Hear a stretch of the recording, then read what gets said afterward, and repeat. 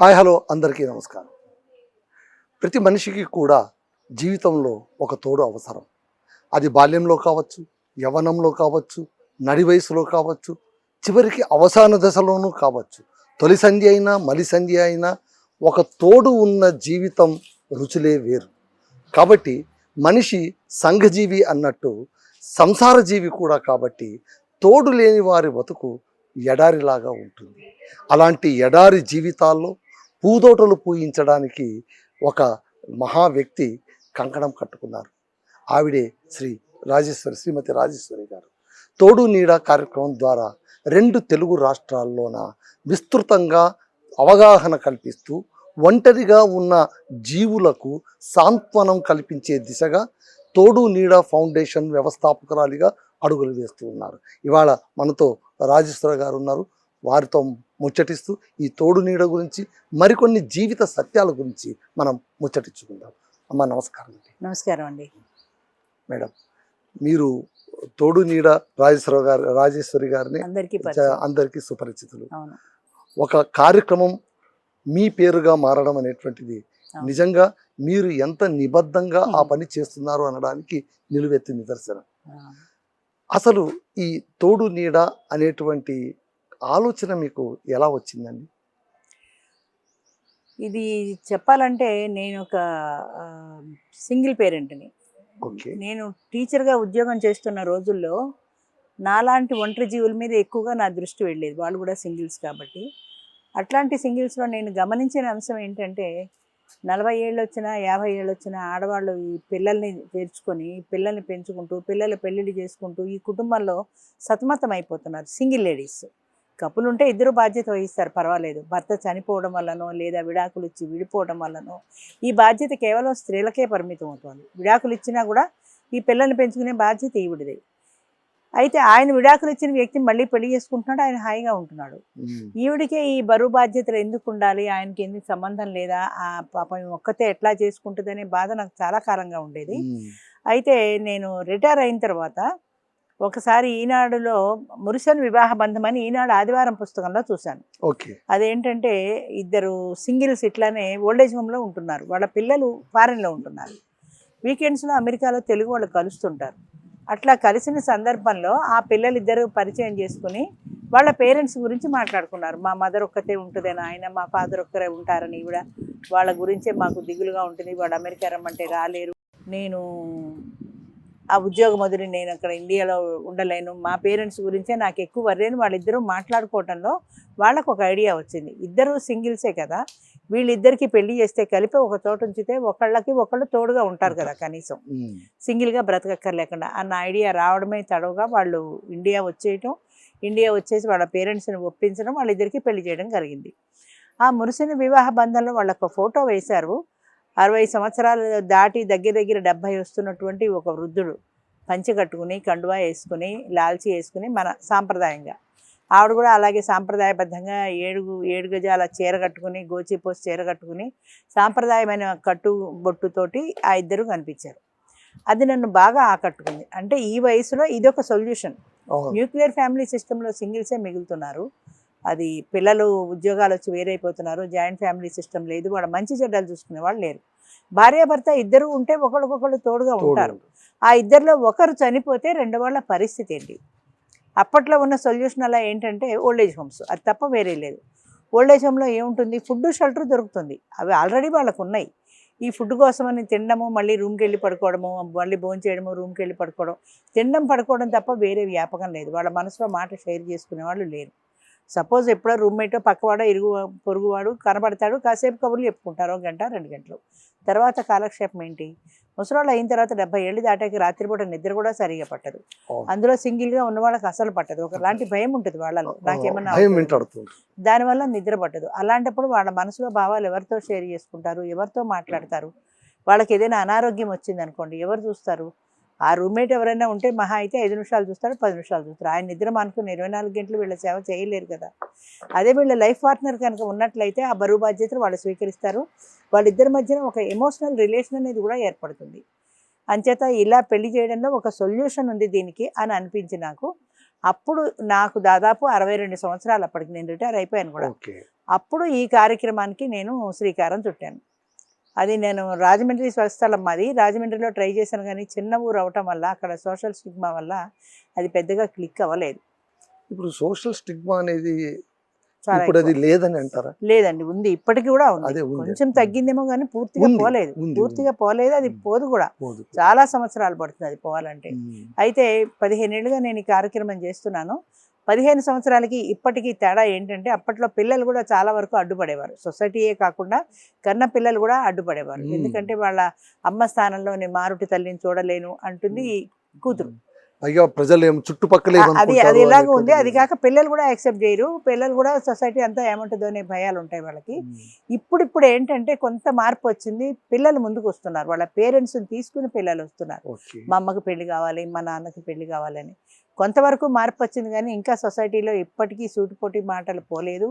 ఇప్పటికీ వాళ్ళకి భయం చాలా ఉంది. ఇప్పుడు నేను ఇన్ని కార్యక్రమాలు చేస్తున్నాను, ఎవరైనా పెళ్ళించంటే రండి మనం ప్రోగ్రామ్ చేద్దామంటే వాళ్ళు రారు. వాళ్ళకి భయం, పిల్లలు ఏమన్నా అంటారని. ఒకవేళ ధైర్యం చేసి వాళ్ళు వచ్చిన వెంటనే పిల్లల నుంచి వాళ్ళకి ఫోన్ వచ్చేస్తుంది, నువ్వు ఎందుకు ప్రోగ్రామ్ ఇచ్చావు, నువ్వు పెళ్లి చేసుకున్నట్టు ఊరందరికీ తెలియాలి, ఇలా రకరకాల మాటలతో వాళ్ళని హింసిస్తారు. అంచేత వాళ్ళలో ఆ సోషల్ స్టిగ్మా అనేది పోలా. పెళ్లి చేసుకున్నా వాళ్ళ దాంపత్య జీవితం వాళ్ళకే పరిమితం అయిపోయింది. నా బాధ ఏంటంటే అది సొసైటీకి తెలియాలి, 10 మందికి తెలిసేలా మీరు ధైర్యంగా ఉండాలని.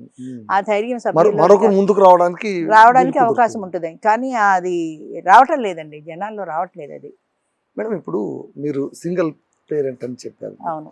అసలు ఈ తోడు నీడ కార్యక్రమం ఒకటి చేయాలి అనే దానికి మీ స్వానుభవం ఒక కారణమైందా? కొంతవరకు అండి, కొంతవరకు. ఎందుకంటే సింగిల్ పేరెంట్గా నేను 30-35 సంవత్సరాల ఒంటరి జీవితం నాది.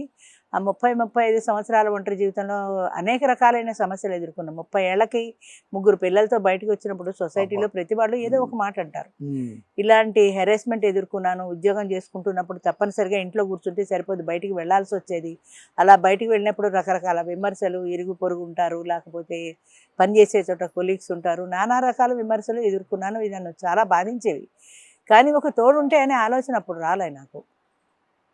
మిగతా వాళ్ళని చూసినప్పుడు మాత్రం వీళ్ళు ఇలా ఎందుకు బాధపడాలి, ఒంటరి జీవితంలో వీళ్ళు ఇలా పిల్లల బాధ్యత వీళ్ళే ఎందుకు తీసుకోవాలి అని మాత్రమే అనిపించేది. కానీ ఒక తోడు వీళ్ళకి అవసరం అన్న ఆలోచన అప్పుడు రాలేదు. అది నేను కూడా రిటైర్ అయిన తర్వాత ఎక్కువ మొత్తం కార్యక్రమం ఏమి ఉద్యోగం ఒక బాధ్యత లేదు కాబట్టి రోజంతా ఇంట్లోనే ఉండడం అవడంతో మనసులో రకరకాల ఆలోచనలు వస్తుండేవి. ఈ ఆదివారం పేపర్లో ఇది చూసిన తర్వాత నాకు ఒక స్థిరమైనటువంటి ఒక రూపం వచ్చింది, అది ప్రేరణ అంతే. ఒక ఆలోచన వచ్చింది, ఇలా చేస్తే బాగుంటుంది అని. అయితే అలా చేయడానికి అప్పటికే నాకు 58 ఏళ్ళకి రిటైర్ అయిపోయిన దగ్గర 60 ఏళ్ళు ఉన్నాయి. 60 ఏళ్ళకి ఇలాంటి రెవల్యూషనరీ ఐడియా తొందరగా సమాజం జీర్ణించుకోదు. అంచేత ఇలాంటి కార్యక్రమం చేయాలంటే మంది మార్బలం కావాలి, సపోర్ట్ కావాలి, ఫైనాన్షియల్ సపోర్ట్ కావాలి, సోషల్ సపోర్ట్ కావాలి. ఏదీ లేదు. ఫైనాన్షియల్గా ఆఫ్టర్ ఆల్ ఐఎమ్ రిటైర్డ్ అంతే. ఇప్పటికీ ఆ రోజు నుంచి ఈ రోజు వరకు ఉన్నది అదే. మ్యాన్ పవర్ లేదు, మనీ పవర్ లేదు, ఉన్నదల్లా ఒక్కటే విల్ పవర్. ఆ ఒక్క విల్ పవర్ తోటే 15 సంవత్సరాలుగా ఎన్ని రకాల హెరాస్మెంట్ ఎదురని, ఎన్ని రకాల సమస్యలు ఎదురని అలాగే లాగించి వస్తున్నాను. మేడం, ఇప్పుడు మీరు ఆ తరం చూశారు, ఈ తరం చూశారు. ఆ తరంలో మీ వైవాహిక జీవితాన్ని చూశారు, మీ పిల్లలకు పెళ్లిళ్ళు చేశారు. ఈ సమాజాన్ని, అప్పటి సమాజాన్ని ఇప్పటి సమాజం రెండిటికి కూడా మీరు ప్రేక్షకులుగా సాక్షిభూతులుగా ఉంటున్నారు. ఈ 2 తరాల వైరుధ్యం వల్ల వైవాహిక వ్యవస్థ అనేది బలపడిందా, బలహీనమైందా? అది బలహీనమైందనే చెప్పాలండి. ఎందుకంటే అప్పట్లో మనకు ఒక 50-70 సంవత్సరాల క్రిందట చూసుకుంటే విడాకులు అనే కార్యక్రమం మన భారతదేశ సాంప్రదాయంలో లేదు అసలు. అది మనం ఫారెన్ నుంచి దిగుమతి చేసుకున్నాం. అప్పట్లో ఏదో 1-2 ఉండేవి. చాలా వరకు పేరెంట్స్ కూడా యాక్సెప్ట్ చేసేవారు కాదు విడాకులకి. ఎందుకంటే కష్టమో సుఖమో మీరు అక్కడ ఉండాల్సిందే, అక్కడ భరించాల్సిందే, అక్కడ బతకాల్సిందే, అక్కడ చావాల్సిందే, వెనక్కి తిరిగి రాకూడదు. ఆడపిల్ల వెనక్కి తిరిగి వస్తే చాలా తప్పు, ఆ రోజుల్లో చాలా తప్పు. తర్వాత దానికి పెళ్లి కావాల్సిన చెల్లెళ్ళు ఉంటారు, వాళ్ళకి పెళ్లిళ్ళు కావు, ఇలాంటి భయాలు ఉండేవి. అంచేత ఒక కుటుంబం విచ్ఛిన్నం అయిపోతుంది అంటే ఆ రోజులో యాక్సెప్ట్ చేసేవాళ్ళు కాదు. ఈ రోజులో అప్పటికి ఇప్పటికీ పోల్చుకుంటే ఈ రోజులో ముఖ్యంగా నేను అనుకోవడం ఏంటంటే ఆడవాళ్ళకి బాగా ఎడ్యుకేషన్ అవకాశాలు పెరిగాయి. ఎప్పుడైతే విద్యా అవకాశాలు పెరిగాయో, విద్యతో పాటు ఉపాధి అవకాశాలు, ఉద్యోగాలు పెరిగాయో ఆడవాళ్ళు కూడా మగవాళ్ళతో సమానంగా ఒకంత ఎక్కువ కూడా సంపాదిస్తున్నారు. బయటకు ఎప్పుడైతే ఆడది ప్రపంచంలోకి వచ్చిందో వాళ్ళకి ఒక స్వేచ్ఛ, ఒక స్వతంత్రము ఇది నాది అన్న ఫీలింగ్ వచ్చింది. పూర్వం ఏంటంటే 4 గోళ్ల మధ్యన ఏదో వండుకోవడం, పిల్లల్ని కనడం, ఇది తప్ప వేరే ప్రపంచం తెలియదు ఆడదానికి. ఇప్పుడు ఆడది బయటకు వచ్చిన తర్వాత నాకు స్వేచ్ఛ కావాలి, నాకు స్వతంత్రం కావాలి, నాకు స్వేచ్ఛాయుతమైన జీవితం కావాలి, ఒక మగవాడికి నేను లొంగి ఎందుకు ఉండాలి అన్న భావన ఆడవాళ్ళలో బాగా పెరిగింది. మేబీ దానికి కారణం బహుశా విద్యావకాశాలు ఎక్కువగా ఉండటం, బయటికి రావటం వల్ల బహుశా ఎకనామిక్ ఫ్రీడమ్ అది బాగా ఎక్కువ. చాలా ఎకనామిక్ ఫ్రీడమ్ ఎప్పుడైతే ఉందో మనుషులకు ఒక రకమైన ధీమా వస్తుంది. నాకు ఫ్రీడమ్ ఉంది, బ్రతకగలను అని. ఇప్పుడు 30 ఏళ్ళు దాటినా పెళ్లిళ్ళు నిరాకరిస్తున్నారు. చాలా మంది చెప్తున్నారు పెళ్లిళ్ళు చేసుకోవట్లేదని. ఏమన్నా గట్టిగా ప్రెషర్ ఇస్తే పేరెంట్స్ ఏమంటారంటే వాళ్ళు, నాకు ఇష్టం లేదు, నేను పెళ్లి చేసుకోను, నాకు కావాలనుకున్నప్పుడు నేను చేసుకుంటాను. ఇప్పుడు నాకు మీరు పెళ్లి అని వచ్చినప్పుడల్లా ప్రెషర్ ఇస్తే నేను అసలు ఇంటికి రాను. నేను హాస్టల్లో ఉంటాను, వర్కింగ్ ఉమెన్స్ హాస్టల్లో ఉంటా, ఉద్యోగం చేసుకుంటా, నా బ్రతుకు నేను బ్రతుకుతా.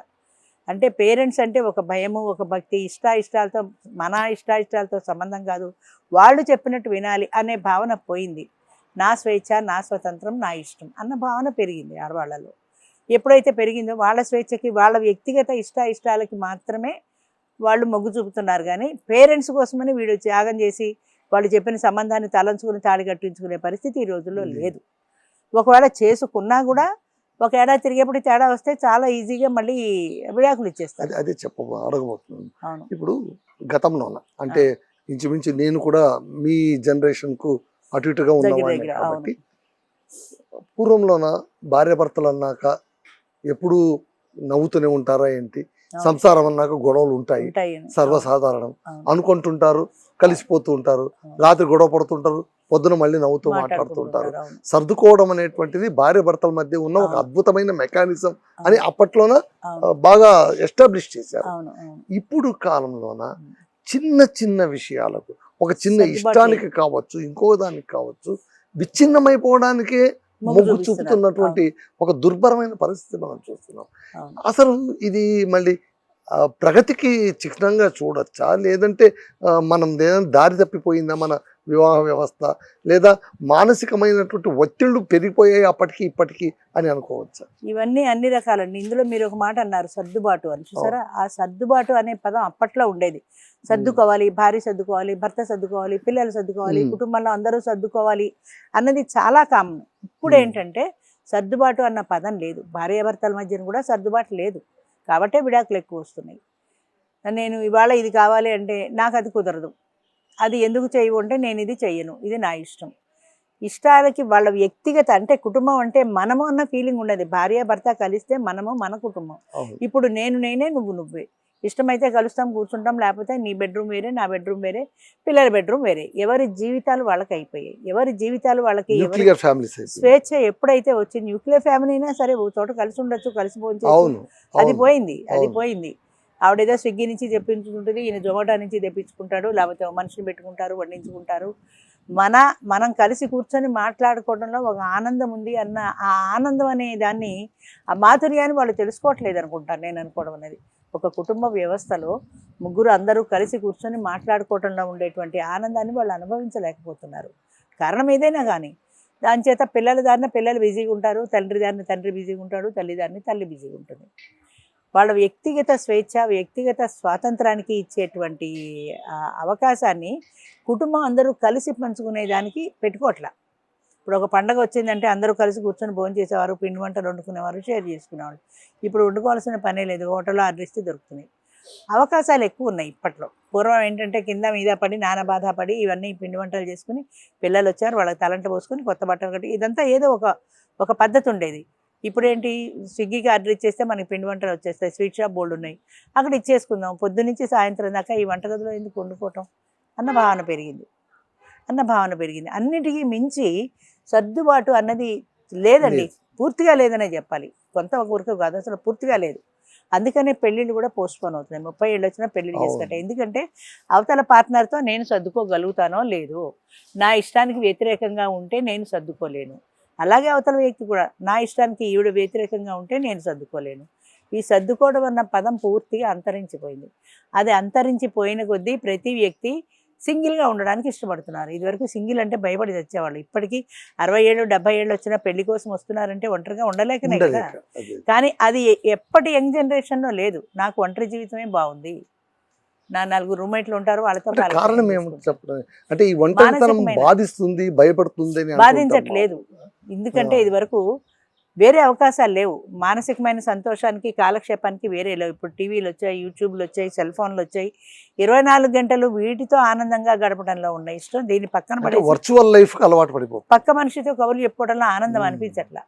ఇప్పుడు మా మెంబర్స్ అందరూ సింగిల్సే. ఉమ్. వాళ్ళు ఎప్పుడు చూసినా ఈ ఫోన్లోనే ఉంటారు, మొబైల్ చూస్తారు. అంతే, అందులోనే ఉంటారు తప్ప మీరు లేదా ఎవరితోటో మాట్లాడుకుంటుంటారు, ఏదో ఒక చాటింగ్, ఏదో ఒక కాలక్షేపం, అంతే తప్ప ఇప్పుడు చేసుకోబోయే వాళ్ళు కూడా చేసుకోవాలి. మనం పూర్వం ఏంటంటే ఎప్పుడు దగ్గర అవుతామా, ఎప్పుడు కలుస్తామా అని అవును. ఉండేది. ఇప్పుడు అంతకంటే ఫోన్లో మాట్లాడుకుంటేనే బాగుంది జనాలకి. ఉమ్. అంటే పెళ్లి చేసుకునే కంటే దూరంగా ఉన్నప్పుడు ఎప్పుడు అట్రాక్షన్ ఉంటుంది సహజంగా స్త్రీ అవును. పురుషుల్లో. అవును. ఆ దూరంగా ఉన్న అట్రాక్షన్లోనే బాగుంటుంది మాట్లాడుకోవడం. దగ్గరికి వచ్చి పెళ్లి చేసుకుంటే మళ్ళీ యుద్ధాలు మొదలై కదా. అంచేత పెళ్లి అనేది మనం కూడా అవాయిడ్ చేసి వీలైనంత వరకు ఇలా చేసుకుంటే మంచిదన్న భావన ప్రతి స్త్రీలో ప్రతి పురుషుల్లో ఉంటుంది. అది పెరుగుతున్న కొద్దీ సహజంగా కలిసి ఉండాలనే కోరిక తగ్గిపోతుంటుంది. ఉమ్. నా స్వేచ్ఛ, నా స్వతంత్రం అన్న ఫీలింగ్ ఎప్పుడైతే వచ్చిందో తగ్గిపోతూ ఉంటుంది. నా కాలక్షేపం అయిపోతుంది, ఫోన్ ఉంది, టీవీ ఉంది, అవి చాలు నాకు. ఎప్పుడైనా ఫ్రెండ్ని కావాలంటే కలుస్తాను, ఏదో హోటల్లో డిన్నర్ చేస్తాం. మరొకటి live in relation. Hmm. Live in relation అనేది వచ్చిన తర్వాత Hmm. జనాల్లో అసలు పెళ్ళి కానీ ఇంకొక మనిషితో కలిసి జీవించడం అన్నది పోయింది. లివ్ ఇన్ రిలేషన్లో సౌలభ్యం ఏంటంటే దానికి లీగల్ డైవర్సు, లీగల్ మ్యారేజ్ కాదు కాబట్టి వాళ్ళిద్దరూ కలిసి కావాలంటే ఉండొచ్చు, ఎన్నాళ్ళైనా ఉండొచ్చు, వద్దంటే అంతే ఈజీగా వెళ్ళిపోవచ్చు. దానికి ఒక కోర్టు, భరణం ఇలాంటివి ఏమీ లేవు. సో లివ్ ఇన్ రిలేషన్కి ఆడమగ కూడా ఎక్కువ చూపిస్తున్నారు. అంటే పెళ్ళి అనే బంధంలో ఇరుక్కోవటం కంటే వద్దు అనుకున్నప్పుడు వెళ్ళిపోవడం తేలిక కదా. ఇప్పుడు పెళ్లి చేసుకుంటే 4 ఏళ్ళకో 5 ఏళ్ళకో పడకపోతే కోర్టులో విడాకులు అయ్యాలి, ఒక 5 ఏళ్ళు 10 ఏళ్ళు కోర్టు చుట్టూ తిరగాలి, లాయర్లకి ఫీజులు ఇచ్చుకోవాలి. ఎందుకు వచ్చింది మనకి? అక్కర్లేందే కూడా ఇవన్నీ తిరగడం అనవసరం కదా. వద్దనుకుంటే హాయిగా వెళ్ళిపోతాం కదా అనుకుంటున్నారు. మొత్తం మీద ఈ పెళ్లి అనే వ్యవస్థనే సామాజిక కనుమరుగైపోయే భద్రత పరిస్థితి తగ్గిపోయిందండి. వచ్చేసింది. సామాజిక భద్రత తగ్గిపోయింది. ఉమ్. ఈ లివ్ ఇన్ రిలేషన్ వచ్చిన తర్వాత పెళ్లి అనే వ్యవస్థ కూడా బలహీనపడుతూనే ఉంది. ముఖ్యంగా ఫారెన్ నుంచి వచ్చేటువంటి ఈ లివ్ ఇన్ రిలేషన్ లాంటివన్నీ మనం అవును. దిగుమతి చేసుకోవడం అవును. మొదలుపెట్టిన తర్వాత మన సాంప్రదాయం, మన కట్టుబాట్లు, మన పద్ధతులు అనేవి మరుగున పడుతున్నాయి. ఈ కొత్త కొత్త సాంప్రదాయాలు తెర మీదకి వస్తున్నాయి. మేడం, ఇప్పుడు మీరు again coming to our programme Thodu Needa సంబంధించి మీరు మొదలు పెట్టినప్పుడు మీకు స్పందన ఎలా లభించింది? అంటే మీరు ఈ కార్యక్రమం అనుకున్నారు, అవును, ఎలాగ వన్ మ్యాన్ ఆర్మీ లాగా వన్ ఉమెన్ ఆర్మీ లాగా అంతే. ప్రారంభించారా, అవును. లేదా ప్రారంభంలోనే మీతో పాటు నలుగురు కలిసి అడుగులు వేసారా? లేదండి, అది నేను మొట్టమొదట ప్రారంభించినప్పుడు హెల్పేజ్ ఇండియాలో రాజేష్ అనే ఎప్పుడు కుర్రవాడు స్టార్ట్ చేశారు మనం? 2010 అండి. 2010. 2010లో ఈ కార్యక్రమం చేయాలి అని అనుకున్నప్పుడు ఇది ఏం చేయాలో, ఎలా చేయాలో నాకు అసలు ఏమీ ఐడియా లేదు. చేయాలనే బలమైన కోరిక మాత్రం ఉంది. అప్పుడు రాజేష్ అనే కుర్రవాడు హెల్పేజ్ ఇండియాలో పనిచేసేవాడు. ఆ కుర్రవాడు నాకు సలహా ఇచ్చాడు, ఒక ప్రెస్ మీట్ పెట్టి ఒక పబ్లిక్ మీటింగ్ పెట్టు, మీటింగ్లో నీ అభిప్రాయాన్ని తెలియజేయి, ఒక డేట్ ఫిక్స్ చేసుకో, ఆ డేట్న ఈ మీటింగ్ పెట్టు, ఇష్టమైన వాళ్ళు వస్తారు, కష్టమైన వాళ్ళు లేదు అని. అప్పుడు ఆ అబ్బాయి చెప్పిన ప్రకారం నేను ఒక పబ్లిక్ మీటింగ్ పెట్టాను. పబ్లిక్ మీటింగ్ పెట్టిన తర్వాత ప్రెస్ వచ్చారు, పబ్లిక్ కూడా కొంతమంది వచ్చారు, ఎక్కువ మంది రాలేదు, 40-50 మంది ఏమన్నా వచ్చారు. ప్రెస్ వాళ్ళందరూ 15 మంది ఉండుంటారు. వచ్చిన తర్వాత లివ్ ఇన్ రిలేషన్ అనేది నేనే ఫస్ట్ ప్రవేశపెట్టాను. రెండు ఉభయ తెలుగు రాష్ట్రాల్లోనూ. ఆ రోజుల్లో లివ్ ఇన్ రిలేషన్ అనేది ఇంత పాపులారిటీ లేదు 10 నెలల కిందట. లివ్ ఇన్ రిలేషన్ అనేది నేనే పెళ్లి కానీ సహజీవనం కానీ ఈ రెండు మీరు దాన్ని సమర్థిస్తున్నారు. లివ్ ఇన్ రిలేషన్ సమర్థిస్తున్నారంటే పూర్తిగా సమర్థిస్తున్నాను అని చెప్పలేను, వ్యతిరేకమని చెప్పలేను. ఎందుకంటే సీనియర్ సిటిజన్స్కి సమర్థిస్తున్నానండి, యంగ్ జనరేషన్కి సమర్థనీయం కాదు. ఎందుకంటే 25-30 ఏళ్ల వయసులో వీళ్ళు లివ్ ఇన్ రిలేషన్లో ఉంటే కర్మంజాలక ప్రెగ్నెన్సీ వస్తే ఆ పిల్లలు ఏమైపోతారు? అంతే కదా. మళ్ళీ దానికోసం హాస్పిటల్కి వెళ్ళాలి, అబార్షన్లు. ఎక్కడో టీవీ ఛానల్లోనే చూశాను, 15, 25, 30, 15-30 మధ్య వయసులో అబార్షన్లకు ఎక్కువ మంది వస్తున్నారు. ఆ ఏజ్ అలాంటిది కదా. అంటే ఏదో లివ్ ఇన్ రిలేషన్ అనో ఇంకోటనో ఫ్రెండ్స్తో తిరుగుతారు, ప్రెగ్నెన్సీ వస్తుంది, అది అక్కడి నుంచి అబార్షన్కి వస్తారు, అక్రమ సంతానం కాబట్టి. అంచేత ఆ వయసులో లివ్ ఇన్ రిలేషన్ సమర్థనీయం కాదు. 50 తర్వాత లివ్ ఇన్ రిలేషన్ ఎందుకంటే, ఒకటి వీళ్ళకి పిల్లలు పుట్టే అవకాశం లేదు, మెనోపాజ్ స్టేజ్ దాటిపోయారు కాబట్టి, పిల్లల బాదరబందీలు లేవు. ఈ వయసులో ఇద్దరు ఇష్టమైతే కలిసి ఉంటారు, కష్టమైతే విడిపోతారు. కోర్టు, విడాకులు, ఈ బాదరబందీలు లేకుండా ఒక అనుభవం, ఒక ట్రైల్ వేస్తున్నారు, కుదిరితే సక్సెస్ అవుతే కుదురుతుందని. ఇంతవరకు దాదాపు 12-13 ఏళ్ళు అయి పెళ్ళై మా దాంట్లో ఇంకా కంటిన్యూ అవుతున్న వాళ్ళు ఉన్నారు అదే లివింగ్ రిలేషన్లో కూడా. అంచేత వీళ్ళకి ఎక్కువ వెసులుబాటు, కానీ యంగ్స్టర్స్కి వెసులుబాటు కాదు. లివింగ్ రిలేషన్ అనేది సీనియర్ సిటిజన్స్కి అవసరం, ఎందుకంటే సింగిల్గా ఉన్న వ్యక్తికి ఒక తోడు అవసరం, ఆ ఇద్దరు సింగిల్స్ కలిసి ఉండడం అవసరం. అది 60-70 ఏళ్ళు వచ్చి వాళ్ళు మళ్ళీ శాస్త్రోక్తంగా పెళ్ళి అంటే సొసైటీ పరిహసిస్తుంది, అయిన వాళ్ళు ఒప్పుకోరు, వాళ్ళు చాలామంది ఒప్పుకోరు. అయితే లివింగ్ రిలేషన్ మాత్రం ఒప్పుకుంటారా అంటే పిల్లల్లో కూడా ఎలా ఉంటుందంటే, ఓన్లీ మనకి ఎందుకు వచ్చిన గొడవ, వాళ్ళు చూసుకుంటారు కదా, మనకి బాధ్యత లేదు కదా అని కొంతమంది పిల్లలు ఒప్పుకుంటారు కూడా. వాళ్ళ బాధ్యత కాస్త తగ్గుతుంది కదా, నిజంగా కూడా ఒక మనిషి ఉందంటే వాళ్ళకి బాధ్యత తగ్గుతుంది కదా, అందుకని ఏదో మీ ఏడుపు మీరు ఏడవండి అంటారు. ఇంకోటి ఏంటంటే లివింగ్ రిలేషన్లో ఆయన ప్రాపర్టీ మీద కానీ ఆవిడ ప్రాపర్టీ మీద కానీ ఒకరికి ఎలాంటి హక్కులు లేవు, ఎవరికి ఎలాంటి హక్కులు లేవు. ఇష్టమైతే ఫ్రెండ్లీగా కలిసి ఉంటారు, కష్టమైతే విడిపోతారు అంతే. కొన్నాళ్ళు ఫుడ్ షెల్టర్ బాధ్యత అయింది, వద్దంటే వెళ్ళిపోతుంది, అంత ఈజీగా ఉంది. కాబట్టి అసలు ఆశ్చర్యం ఏంటంటే, నేను మీటింగ్ పెట్టినప్పుడు మొట్టమొదట లివింగ్ రిలేషన్కి ఎక్కువ ప్రాధాన్యం ఇచ్చారు లేడీస్. ఎందుకు ఇచ్చారంటే వాళ్ళు ఏం చెప్పారంటే, నా భర్త తాగుబోతూ తిరిగిపోతూ అర్ధరాత్రి 12కి 1 గంటకు వచ్చి నాకు చికెన్ వండుతావా మటన్ వండుతావా నన్ను కొట్టేవాడు, తిట్టేవాడు, బాగా తాగి తందనాలు ఆడేవాడు, వ్యసనపరుడు.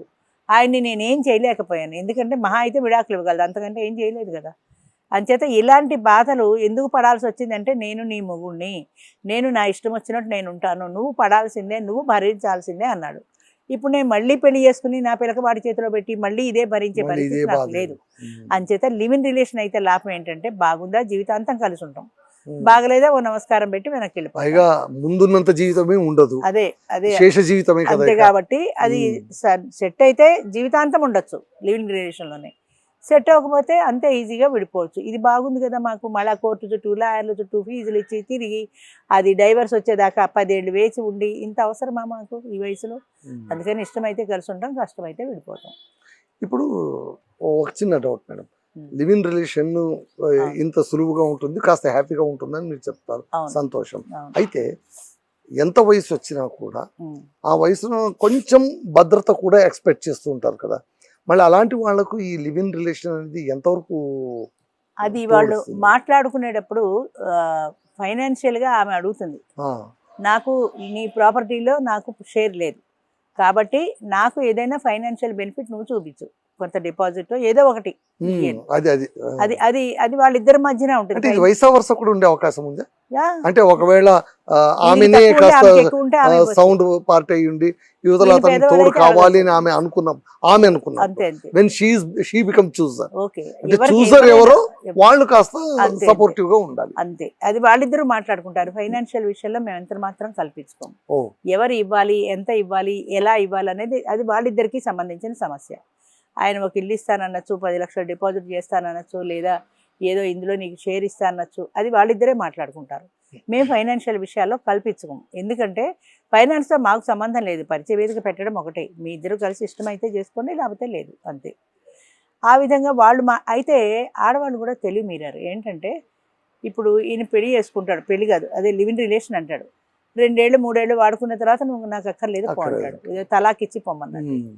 2-3 ఏళ్ళు అయిపోయాక ఈవిడ పరిస్థితి ఏంటి? ఈవిడ 55 ఏళ్ళకి ఈయన దగ్గరికి వచ్చింది అనుకోండి, ఆవిడకి 60 వచ్చేస్తాయి. కష్టం కదా, మళ్ళీ మ్యారేజ్ చేసుకోవడం అనేది కష్టమే. లివింగ్ రిలేషన్ అసలు మా దాంట్లో అవకాశమే లేదు, ఒక్కసారే అవకాశం. ఆ లివింగ్ రిలేషన్ ఫెయిల్ అయితే ఇంకంతే, మళ్ళీ మా దగ్గర రావడానికి వీల్లేదు. అంచేత వాళ్ళు ఏం చేస్తున్నారంటే ఆడవాళ్ళు, మాకు ఫైనాన్షియల్ హెల్ప్ కావాలి, ఎక్కువ కావాలి, నువ్వు ఇచ్చేది నెలకి 10,000 ఇస్తాను నీకు పాకెట్ మనీ కింద అంటే నాకు సరిపోదు. హైదరాబాద్లో ఒక ఫిక్స్డ్ ఇన్కమ్ అంటే ఒక ఇల్లు రాసి నాకు, నువ్వు ఉన్నా లేకపోయినా ఉంటే కలిసి ఉంటాం, లేదంటే కనీసం నేను ఆ ఇంట్లో ఉంటాను. మగవాళ్ళు ఏం చేస్తారంటే, నా ఆస్తి అంతా నా పిల్లలకి రాసి ఇచ్చేసాను, నా దగ్గర ఏమీ లేదు, ఇప్పుడు ఉన్న ఇల్లు కూడా నా కొడుక్కి రాసి ఇచ్చేసాను, నేను ఒంటరిగా ఉన్నాను కాబట్టి ఈ ఇంట్లో ఉండనిస్తున్నాడు, అది వాడిదే ఇల్లు, నన్ను ఉండనిస్తున్నాడు, రేపు పొద్దున నేను చచ్చిపోతే బయటికి పోవాల్సిందే అంటాడు. అప్పుడు ఆమె పరిస్థితి ఏంటి? ఆమె బయట ఇప్పుడు ఈయన పోయిన తర్వాత రానివ్వడు కదా, అప్పుడు ఆమె ఎలా బతకాలి? అది నాకెందుకు, నాకేం సంబంధం లేదంటాడు ఆయన. అంటే ఆయన అవసరం తీరిపోయింది, ఆయన ఉన్న నాకు సంబంధం లేదని. అంచేత వీళ్ళు ఏం చేస్తున్నారంటే, నాకు సంబంధం లేదు కాదు, నాకు ఒక ఇల్లు నా పేరు మీద రాసివ్వు, నిన్ను నేను పెళ్లి చేసుకోవాలన్నా, నీతో లివింగ్ రిలేషన్లో ఉండాలన్నా నాకు ఒక ఇల్లు రాసిస్తే అది కనీసం అందులో నా శేష జీవితాన్ని నేను గడపగలుగుతాను అని. హైదరాబాద్లో ఇల్లు అంటే కనీసం ₹1,00,00,000 మరి ఉండాలి. ఎవరు వదులుకుంటారు? ₹1,00,00,000 ఆస్తి ఎవరు వదులుకుంటారు? దానికి వాళ్ళు ఒప్పుకోరు. వీళ్ళు ఇల్లు ఇస్తే కానీ వీళ్ళు రారు, ఇవ్వడానికి ఆయన ఒప్పుకోరు. అంచేత ఆ మ్యారేజ్ సెటిల్ కాదు, అలాంటిది సెటిల్ కావు. అయితే ఈ ఆస్తితో సంబంధం లేకుండా చేసుకునేటువంటి ఆడవాళ్ళు కూడా ఉన్నారు. అంటే వాళ్ళు ఫైనాన్షియల్గా వెల్-ఆఫ్ అయినప్పుడు నాకు మానసికమైన తోడు కావాలి కానీ నాకు డబ్బుతో సంబంధం లేదు అనే ఆడవాళ్ళు కూడా ఉన్నారు. అలాంటి వాళ్ళకే పెళ్ళిళ్ళు అవుతాయి. మొన్న ఆయన లాయర్ గారు పెళ్లి చేసుకున్నారు. ఆమె స్కూల్లో టీచర్ చేస్తోంది. ఆమె ఇన్కమ్ ఆమెకు ఉంది. మొన్న డిసెంబర్లో అనుకుంటా పెళ్ళయింది వాళ్ళది. అంచేత ఆవిడకి ఈయన ఫైనాన్షియల్ స్టేటస్తో సంబంధం లేదు ఆవిడకి. నేను ఉద్యోగం చేసుకుంటాను, నా బ్రతుకు నేను బ్రతకగలను. సెలవులు వచ్చినప్పుడు వస్తాను, దసరా ఉంటుంది, సంక్రాంతి ఉంటాయి, సమ్మర్ ఉంటాయి, సెలవుల్లో మనం కలుద్దాం. నీకు ఖాళీ అయినప్పుడు నువ్వు రా, నాకు ఖాళీ అయినప్పుడు నేను వస్తాను. ఆ తర్వాత కొన్నాళ్ళ తర్వాత చూద్దాం, ఈవిడ ఈ ఉద్యోగం వదులుకొని అక్కడ ఉద్యోగం చూసుకోవటం ఏదో ఒకటి. అంటే ఆవిడకి నేను బ్రతకగలను అనే ఒక ధైర్యం ఉంది. ధైర్యం ఉంది కాబట్టి నాకు నీ ఆస్తితో సంబంధం లేదు, మన ఇద్దరం కలిసి ఉండడం కోసమే నేను పెళ్లి చేసుకున్నాను. అట్లాగే ఇప్పుడు మొన్న ఖమ్మంలో ఒక పోలీస్ డిపార్ట్మెంట్లో పనిచేసిన ఒక ఆచార్య గారు ఉన్నారు. ఆమె 66 సంవత్సరాలు. ఆమెకు ఈ మీటింగ్కి వచ్చినప్పుడు 66 ఏళ్ళకి పెళ్ళేమవుతుంది ఈమెకు అనుకున్నాను నేను. కానీ ఆశ్చర్యంగా ఆయనకి 70 ఏళ్ళు. ఆయన ఈమెను ఇష్టపడ్డాడు, వాళ్ళిద్దరూ మాట్లాడుకున్నారు. మొన్న ఫిబ్రవరిలో పెళ్ళయింది వాళ్ళకి. ఆయన చెప్పాడు, నా దగ్గర ఆస్తిపాస్తులు ఏమీ లేవు, నేను పెన్షనర్ని, నా తదనంతరం నీకు నేను పెన్షన్ రాసిస్తాను, అందుకు ఇష్టమైతే చేసుకో అన్నాడు. ఆమె కూడా ఏమైందంటే, నాకు వచ్చే ఇన్కమ్ ఏదో నాకు ఏదో వస్తుంది, దానికి నీ పెన్షన్ తోడు చేసుకుని నేను బ్రతకగలను, నాకు చాలు, నాకు ఆస్తులతో సంబంధం లేదు. అలా పెన్షన్ వచ్చే అవకాశాలు ఉన్నాయా మేడం? ఉందండి, ఉంది. అంటే దానికి లీగల్ గా ఏమైనా చేయాలి? దానికి లీగల్ గా మ్యారేజ్ చేసుకోవాలి. లీగల్ మ్యారేజ్ అయితే లివ్ ఇన్ రిలేషన్ లో చెల్లదు. వాళ్ళు మామూలుగా ఇదేదో ఆర్య సమాజం ఏదో ఉంది కదా, అందులో పెళ్లి చేసుకున్నారు. చేసుకున్న తర్వాత పెళ్లి రిజిస్టర్ చేసుకున్నారు. అంటే రిజిస్టర్ మ్యారేజ్ అయి ఉండాలి. అది రిజిస్టర్ మ్యారేజ్ తీసుకుని ఆ సర్టిఫికెట్, ఈవిని పెళ్లి చేసుకున్న ఫోటో తీసుకుని ఆయన ఆఫీస్కి వెళ్ళి అక్కడ ఆయన భార్యతో ఉన్న పెన్షన్ ఉంటుంది కదా మొత్తం మీద, అది తీసేసి నామినీకి ఈవిని పెడతాడు. ఈవిని పెట్టినప్పుడు ఈయన తదనంతరం పెన్షన్ ఆమెకు వస్తుంది. ఆ అవకాశం పెన్షన్లో ఉంది. కాబట్టే కొంతమంది ఏం చేస్తారంటే, ఆ పెన్షన్ ఉంటే చాలు, నాకు వేరే ఆస్తులు అవసరం లేదు అంటారు. కొంతమంది ఈ పెన్షన్ నాకు సరిపోదు, నాకు ఇల్లు అంటారు. అది it depends upon the individuals, వాళ్ళ స్టేటస్. ఒక ఆమెకు ఉంటే నాకేముంది, నీ అవసరం లేదు అనొచ్చు. ఈమె ఏమీ లేనిది అయితే ఆయన నుంచి ఒక ఇల్లు ఆశించవచ్చు. అది వాళ్ళిద్దరూ మాట్లాడుకుంటారు. ఇప్పుడు ఏజ్ బారియర్ మేడం, అంటే ఇప్పుడు ఫర్ ఎగ్జాంపుల్ ఇప్పుడు ఆమెకు 62, 63, 64 ఉంది, ఇతనికి 60 ఉంది, అలా కూడా కలిసిన వాళ్ళు ఉన్నారా? తక్కువ వయసు అడుగుతున్నారండి ఇప్పుడు ఎక్కువ మంది ఆడవాళ్ళు. నా వయసుకి సమానమైన వయసు 1-2 ఏళ్ళు తక్కువైనా పర్వాలేదు, ఎందుకంటే ఎవరైనా పర్వాలేదు, 1-2 ఏళ్ళు ఈ వయసులో తేడా ఏంటి పర్వాలేదు, కానీ నాకంటే వృద్ధుడు మాత్రం వద్దు. ఈమెకి ఒక 62 ఏళ్ళు ఉన్నాయనుకోండి, ఆయనకి 70 ఏళ్ళు ఉంటే వద్దు. 65 దాటద్దు అసలు, 65 లోపే. నాకు 62 కాబట్టి ఆయన 63, 64. 62 అయితే మంచిది, ఇంకా 1-2 58 అయినా పర్వాలేదు. కానీ వయసు మీరిన వాడు మాకొద్దు. ఎందుకంటే వయసు మీరిన కొద్దీ ఈ రోగాలు వస్తాయి, ఎవరు చేస్తారు ఈ చాకరీలన్నీ. అది వాళ్ళ అభిప్రాయం. ఆన్ ది ఐదర్ సైడ్ ఇద్దరు అలాగే కోరుకుంటున్నారు. అంతే, మగవాళ్ళైనా పురుషులైనా సరే. జనరల్ గా పురుషులు ఎప్పుడు వాళ్ళకంటే వయసులో చిన్నది కావాలని వాళ్ళ మైండ్ సెట్. ఎందుకంటే కాస్త పడితే సేవ చేస్తారు, అంటే ఇద్దరు ఒకేసారి ఆరోగ్యాలు దెబ్బతింటే అందుకనే వాళ్ళు యంగ్ గా కావాలి అని కోరుకుంటారు. కానీ ఆడవాళ్ళు ఇలా కోరుకున్నప్పుడు మిగతావన్నీ కనుక కుదిరితే దీనికి అంత ఇంపార్టెన్స్ ఇవ్వరు. అది వాళ్ళ వ్యక్తిగత అభిప్రాయాలను బట్టి ఉంటుంది. కొంతమంది నాకంటే చిన్నదే కావాలి, నేను ఆరిచేస్తే నాతో సమానమైన వయసు అమ్మాయిని చేసుకోని అనే వాళ్ళు ఉంటారు. కొంతమంది 2 ఏళ్ళు అటు ఇటు అయితే పర్వాలేదని, మిగతావన్నీ సెట్ అయ్యాయి కదా అనుకునే వాళ్ళు ఉంటారు. అది వాళ్ళ వ్యక్తిగత అభిప్రాయాలను బట్టి ఉంటుంది. ఇప్పుడు మేడం, ఇప్పుడు ఈ తోడు నీడ ఈ ఫౌండేషన్ ఏడాదిలో ఎన్ని కార్యక్రమాలు చేస్తుంటారు? అంటే ఒక ప్రిస్క్రైబ్డ్ క్యాలెండర్ ఏమైనా పెట్టుకున్నారా? లేదండి, లేదంటే అలాగా ర్యాండమ్ గా చేసుకుంటారు? ర్యాండమ్ గానే చేస్తాము. ప్రతి 2 నెలలకు చేస్తాం. మన డిసెంబర్లో చేసాము, జనవరి లేదు, ఇప్పుడు ఫిబ్రవరిలో చేస్తున్నాం. ఫిబ్రవరి చేసిన తర్వాత మార్చి లేదు, ఏప్రిల్లో చేస్తున్నాం. మళ్ళీ ఏప్రిల్ 13వ తారీఖున మళ్ళీ పరిచయ వేదిక కార్యక్రమం ఉంది. ఆ 1 నెల గ్యాప్ ఎందుకంటే ఆడవాళ్ళు రావాలి, మగవాళ్ళు చాలా మంది వస్తారు, ఆడవాళ్ళు వచ్చేవాళ్ళు తక్కువ ఉంటారు. కాబట్టి ఆడవాళ్ళ సంఖ్య రావాలి కాబట్టి వాళ్ళ కోసమని మేము మీరు ఫీజు వసూలు చేస్తారా? మాకంటూ ఫీజు లేదండి, హోటల్లో పెడతాం కార్యక్రమం. హోటల్ వాళ్ళకి ఇచ్చుకోవాలి, తర్వాత వాళ్ళకి భోజనాలు పొద్దునుంచి 4 గంటల వరకు కార్యక్రమం ఉంటుంది. ఇప్పుడు లేడీస్ దగ్గర 500 తీసుకుంటాం. 500 భోజనం ఖర్చు 500. అంచేత లేడీస్ ఇచ్చిన 500 వాళ్ళకి వెళ్ళిపోతుంది, హోటల్ వాళ్ళకి వెళ్ళిపోతుంది. ఇంకా జెంట్స్ దగ్గర 1000 రూపాయలు తీసుకుంటాం. అందులో 500 భోజనాలకు వెళ్ళిపోతుంది. మిగతా 500 ఏం చేస్తామంటే వాళ్ళ దగ్గర నుంచి ఒక 4-5 హెయిర్కి తీసుకుంటాం, అంటే వర్కర్స్ని హెయిర్ తీసుకుంటాం. మాకు ఒక రిసెప్షన్ కౌంటర్ ఉంటుంది. రాగానే ప్రతి వాళ్ళకి ఒక అప్లికేషన్ ఇస్తాము, అందులో వాళ్ళ బయోడేటా వివరాలు ఉంటాయి. అది పూర్తి చేసి వాళ్ళ పాస్పోర్ట్ ఫోటో, వాళ్ళ ఆధార్ జిరాక్స్, వాళ్ళ spouse death or divorce xerox మాకు కంపల్సరీగా ఇవ్వాలి. ఫోటో ఎందుకంటే ఆఫీస్ పర్పస్, మేము ఎవరికి చూపించం అది. ఆధార్ ఎందుకంటే ఏజ్ ప్రూఫ్ కోసం అని, ఏజ్ ప్రూఫ్ కోసం ఆధారు. సింగిల్ అనే ప్రూఫ్ కోసం either death or divorce xerox copy, ఈ 3 వాళ్ళు ఇవ్వాలి. ఈ అప్లికేషన్ జతపరిచి ఇచ్చిన తర్వాత వాళ్ళకి మేము ఒక టోకెన్ ఇస్తాం, అంటే యాక్సెప్టెడ్ అని టోకెన్ ఇస్తాం. అయితే ఇదంతా తీసుకోవడానికి ఒక కమిటీ కావాలి కదా, మా వాళ్ళందరూ ఒక రిసెప్షన్ కౌంటర్ ఉంటుంది, అందులో కూర్చుంటారు. వీళ్ళందరూ గుమిగూడిపోకుండా వాళ్ళందరినీ లైన్లో పెట్టడం, ఇదంతా వీళ్ళు ఒక 600 మందిని హైరీకి తీసుకుంటామన్నాం కదా, వాళ్ళు చేస్తారు. వాళ్ళందరికీ మరి డబ్బులు ఇవ్వాలి కదా. ఇది అయిన తర్వాత కొన్నాళ్ళు ఇద్దరు వీళ్ళని ఏమంటారు బౌన్సర్లను తీసుకున్నాం. కొన్నాళ్ళు కంట్రోల్ చేయలేక జనాలు మీద పడిపోతుంటారు, చాలా తొక్కిసలాట ఉంటుందండి. ఇద్దరు బౌన్సర్లను తీసుకుంటే, అయితే ఆ బౌన్సర్లు వచ్చిన దగ్గర నుంచి వాళ్ళకి ఫుడ్, కాఫీ, టిఫిన్ తొందరగా కానీ జనాల్ని క్యూలో పెట్టి దీని మీద వాళ్ళ దృష్టి ఉండదు. భోజనాలు అవుతున్నాయి అనగానే వీళ్ళు పరిగెట్టుకు వెళ్ళిపోయి ముందు భోజనం చేస్తారు, వాళ్ళకి దొరకదేమో అన్నట్టు. అంచేత వాళ్ళ డిసిప్లిన్ సిస్టమ్ నాకు నచ్చలేదు. అప్పటి నుంచి వీళ్ళని మానేసి కంప్లీట్గా హోటల్ వాళ్ళని తీసుకుంటున్నాం. వాళ్ళే వీళ్ళని లైన్లో పెడతారు, వాళ్ళే ఈ కౌంటర్ దగ్గర ఇవి అప్లికేషన్ నంబర్ ఎంత రావచ్చు మేడం అప్రాక్సిమేట్లీ ఈచ్ ప్రోగ్రామ్ కు? లాస్ట్ టైం 320 మంది వచ్చారండి డిసెంబర్లో. ఇప్పుడు ఫిబ్రవరిలో 200 మంది 225 ఏమో వచ్చారు, ఒక 100 మంది తగ్గిపోయారు. అంటే దీనికి మళ్ళీ పోటీలు ఉంటాయి కదా, వేరే వాళ్ళు పెడుతున్నప్పుడు కొంతమంది సహజంగా తగ్గిపోతారు కదా. 200 వచ్చారు, మరి మినిమం 200 అయితే ఉంటారండి, మినిమం 200 ఉంటారు. అయితే అందులో ఆడవాళ్ళు ఇంకా రావాల్సి ఉంది. 200 ఉంటే అందులో 70-80 మంది ఆడవాళ్ళు ఉంటారు.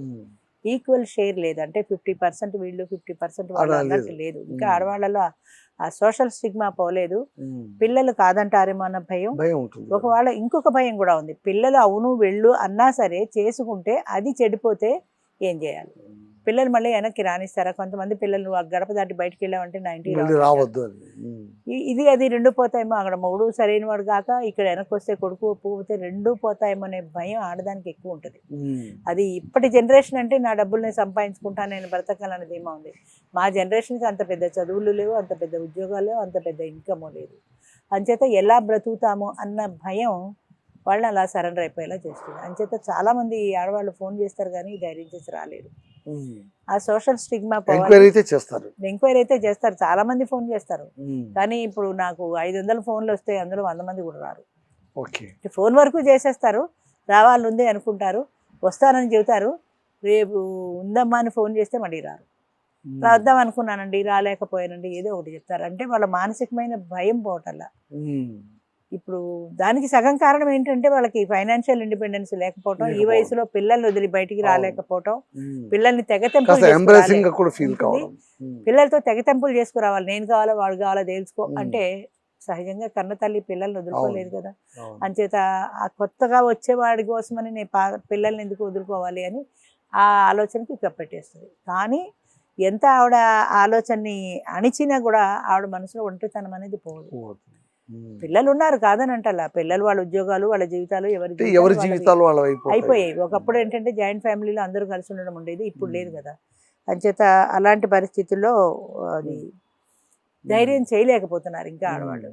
దానికి కాస్త పిల్లలు కనుక బాధ్యత వహించి నేనున్నానమ్మా, నీకు అక్కడ ఏదైనా అయితే నాది బాధ్యత, నేను చూసుకుంటాను అనే ధైర్యం ఇస్తే చాలా మంది ఆడవాళ్ళు ముందుకు వస్తారు. ఇప్పుడు ఈ పిల్లలు ఈ విధంగా పేరెంట్స్ ను మోటివేట్ చేయడం వెనక వాళ్ళు సోషలీ వాళ్ళు బాగా వెల్ అంటే ప్రోగ్రెసివ్ థాట్స్ ఉన్నట్టుగా మనం భావించాలా, లేదా ఒక రెస్పాన్సిబిలిటీ తగ్గిపోతుంది, మనం వాళ్ళని వదిలేస్తే సరిపోతుంది అనుకునేటువంటి ఫీల్ ఏమైనా ఉంటుందా? అంటే ప్రోగ్రెసివ్గా అంటే ఇప్పుడు బాగా డబ్బున్న వాళ్ళు అందరూ ఒప్పుకుంటారని లేదండి. డబ్బు ఉన్నా సరే, నాకు ఆమె లివింగ్ రిలేషన్లోనే ఉంటానన్నా సరే కొంతమంది ఒప్పుకోరు. ఎందుకంటే మాది సుమన్ టీవీలో దీని మీదనే ఒక చర్చ జరిగింది. ఒక అమ్మాయి ఉంది, ఒక 20 ఏళ్ళ అమ్మాయి. అమ్మాయి ఏం చెప్పిందంటే, మా నాన్న నేనే చూసుకుంటాను, నా తల్లి స్థానంలో ఇంకొక ఆమె రావడానికి వీల్లేదని బ్లంట్గా రిజెక్ట్ చేసింది అమ్మాయి. నీ తండ్రి నువ్వే చూసుకుంటావు, ఎంతవరకు చూసుకుంటావు? నీకు పెళ్ళి అయ్యే వరకు. నీ పెళ్ళైన తర్వాత అవతల ఆయన ఒప్పుకోవాలి కదా. పోనీ అది కూడా ఒప్పుకొని ఆయనతో మాట్లాడి ఆయనతో ఓకే అనిపించుకునే చేసుకుంటావు.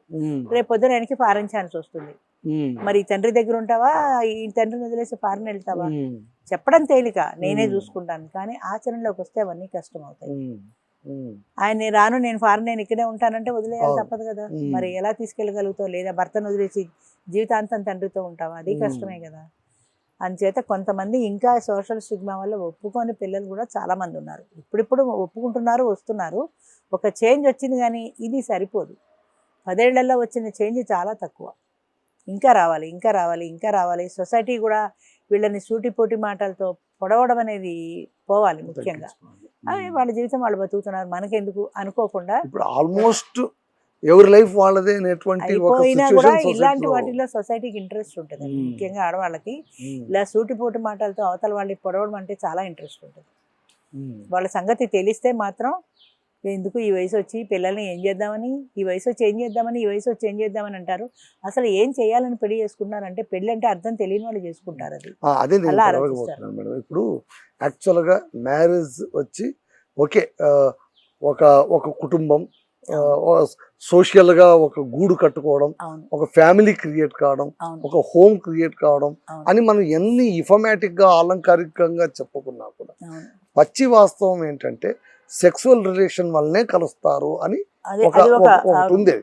మళ్ళీ ఇప్పుడు ఈ పోస్ట్ ఏజ్ లోన, అంటే ఈ వృద్ధాప్య వయసులోన శృంగారపరమైనటువంటి బంధం ఎలా అది అర్థం కావట్లేదు జనాలకి. ఇప్పుడు ఈ వయసులో ఏం చేస్తావు, పిల్లల్ని కంటామంటారు. పిల్లల్ని కనడానికి మాత్రమే పెళ్లి కాదు, అది పదే పదే పదే పదే చెప్తున్నాను నేను.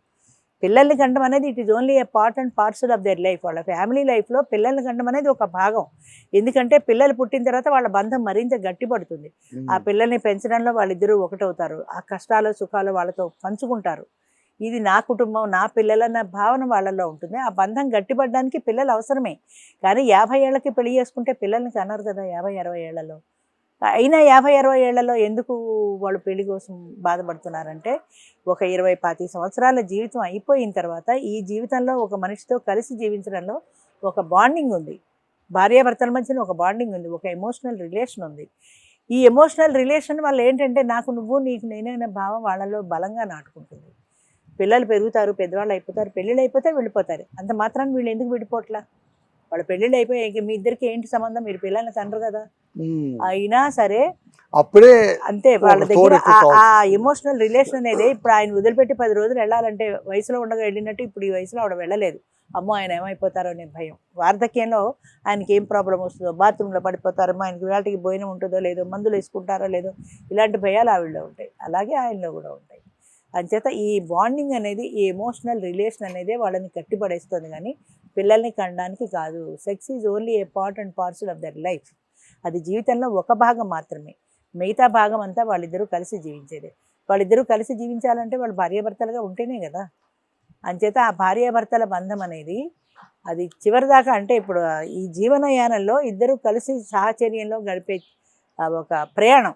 ఇద్దరు కలిసి ప్రయాణం చేస్తున్నారు, మధ్యలో ఒకళ్ళు పోతే తప్పదు కాబట్టి వాళ్ళ కోసం చూసుకుంటున్నారు అంతే. ఇప్పుడు కాఫీ దొరకపోతే టీతో అడ్జస్ట్ అవుతాం, సబ్స్టిట్యూట్ అంతే. అంత మాత్రాన భార్య యొక్క జ్ఞాపకాలు లేవు, భర్త యొక్క జ్ఞాపకాలు లేవు అని కాదు, అవి ఉంటాయి మనసులో. అయితే ఏంటంటే పోయినప్పుడు ఉండేటంత బాధ తగ్గిపోతుంది. అది భగవంతుడు ఇచ్చిన వరం. అంటే ఆ కష్టం ఏదైనా సంవత్సరాలు గడుస్తున్న కొద్దీ అది కొంచెం కిందకి వెళ్తుంది. అలాగే భార్య దుఃఖం పునర్భార్య అంతే కదా. అది ఎన్నాళ్ళు ఎగతాళి చేస్తూ వచ్చాము, బహుశా అది నిజం కదా. అది ఎన్నాళ్ళు ఆ పోయిన భార్య కోసం ఏడుస్తుంటాడు. కాఫీ తాగాలి, వండుకోవాలి, ఇవన్నీ తప్పవు కదా. అంచేత ఆయనకు ఒక పార్ట్నర్ అనివార్యం. ఈ వాస్తవాన్ని అంగీకరించే మనస్థితి ఎంతమందికి ఉంటుంది? చాలా తక్కువ అండి, ఇప్పటికీ కూడా చాలా తక్కువ. ఈ వాస్తవాన్ని అంగీకరించలేకపోతుంది సమాజం. నేను చెప్పేది కూడా అదే. సెంటిమెంట్ అడ్డుపడిపోతుంది కదా. అదే పాతుకుపోయింది, ఎంతసేపటికి వాళ్ళ మైండ్ లో పాతుకుపోయింది. ఆ భార్య పోయిన తర్వాత ఈ వయసులో పెళ్లి. ఈ వయసులో నాకు నచ్చని పదం ఏంటంటే ఈ వయసులో పెళ్ళేంటి, ఈ వయసులో అంటారు. ఏ వయసులో అయితే పెళ్లి చేసుకోవాలి అంటే యంగ్గా అయితే పెళ్లి చేసుకోవాలి. యంగ్లో ఏంటి కోరుకుంటున్నారు మీరు? Extra only for sex. అది ఒక్కటే జీవితం కాదు, అది జీవితంలో ఒక భాగం మాత్రమే. నేను తల బద్దలు కొట్టుకు చెప్పినా జనాలకు అర్థం కాదు. జీవితంలో అది ఒక భాగమే. ఆ ఒక భాగంలోనూ మీరు పిల్లల్ని కన్న తర్వాత ఒక పరిపూర్ణమైన కుటుంబం అవుతుంది. ఆ పరిపూర్ణమైన కుటుంబంలో అందరూ కష్టసుఖాలు కలిసి పంచుకుంటారు, పిల్లల్ని కష్టపడి పెంచుతారు, పెద్ద చేస్తారు. అందులో తల్లిదండ్రుల భాగస్వామ్యం ఎక్కువ ఉంటుంది. పిల్లలకి ఫీజులు కట్టాలన్నా, సంపాదన కావాలన్నా, అది ఎలా తేవాలి, పిల్లలకి లక్షల ఫీజు ఎలా కట్టాలి అనే దాంట్లో వీళ్ళ భాగస్వామ్యం ఎక్కువ ఉంటుంది. కష్ట సుఖాలు ఇద్దరు కలిసి పంచుకుంటారు. ఆ కలిసి పంచుకోవడంలో కుటుంబం అనేది బలపడుతుంది. ఆ కుటుంబం అనేది బలపడినప్పుడు వాళ్ళ బాండింగ్ పెరుగుతుంది. పెరిగిన తర్వాత ఒక ఎమోషనల్ రిలేషన్, అయ్యో నా పిల్లాన్ని పెంచడంలో నా భార్య ఇంత ముఖ్యమైన పాత్ర తీసుకుంది, లేదా నా భర్త ఇంత పార్ట్ టైం జాబ్ కూడా చేసి డబ్బులు సంపాదించాడు అనేటువంటి ఒక భావన ఉంది. అది వాళ్ళని మరింత దగ్గర చేస్తుంది. మరింత దగ్గర చేయడం ద్వారా పిల్లలు పెరిగినా పెద్దవాళ్ళు అయినా వాళ్ళకి 50 ఏళ్ళు వచ్చినా 60 ఏళ్ళు వచ్చినా వీళ్ళ మధ్య ఉండేటువంటి ఒక ఎమోషనల్ రిలేషన్ ఉంది. దాన్ని వదులుకోలేరు వాళ్ళు. ఇప్పుడు ఆయన వదిలేసి వెళ్ళిపోమంటే ఆవిడ వెళ్ళదు. అన్నాళ్ళు జీవించిన తర్వాత ఆయన వదిలి వెళ్ళమన్నా వెళ్ళదు, ఆయన ఆవిడ వదిలి వెళ్ళమన్నా వెళ్ళరు. ఎందుకంటే వాళ్ళ మధ్యన ఉన్న బాండింగ్. ఒకరు మరణం తర్వాత ముఖ్యంగా భార్య భర్తలు ఏ ఒక్కరు పోయినా మిగిలిన వాళ్ళు చాలా డిప్రెస్ అయిపోయి వాళ్ళు రాలిపోతారు. అలాంటి సందర్భం చాలా చూసాం. అది కూడా ఉందండి. 90 సంవత్సరాలు ముఖ్యంగా 90s లో నేను బాగా గమనించింది చాలా మందిలో ఏంటంటే 90s తర్వాత లైఫ్ లో పార్ట్నర్ చనిపోతే ఏడాది తిరగకుండా రెండో పార్ట్నర్ వాళ్ళు చనిపోతున్నారు. ఎందుకంటే 90 ఏళ్ల వయసులో ఆయన ఎందుకని ఆవిడ పోతే ఆయన బెంగ పెట్టుకోవాలి. వృద్ధాప్యంలో ఉన్న ఆమెలో ఆయన ఏం చూశాడో, ఆవిడ అందం చూశాడా, అందం చూశాడా? 90 ఏళ్ల వయసులో వార్ధక్యంలో ఆవిడ అందచందాలు చూడలా. ఇద్దరూ కలిసి జీవించిన జీవితకాలం ఉంది. ఇన్నాళ్లలో ఆ స్నేహ బంధం అంటే వాళ్ళ మధ్య ఒక ఫ్రెండ్లీ అట్మాస్ఫియర్ క్రియేట్ అవుతుంది.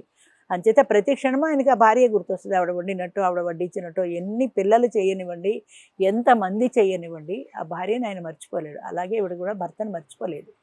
అందుకని ఆ బాండింగ్లో ఆ స్నేహ బంధాన్ని ఒక మనిషి పోయిన తర్వాత పోగొట్టుకున్నామనే బెంగ లోపల దొలిచేస్తుంది వాళ్ళని. అలాని అందరితో షేర్ చేసుకోలేరు. ఈ వయసులో నీ పెళ్ళం అవసరమైంది అంటారు, షేర్ చేసుకోలేరు.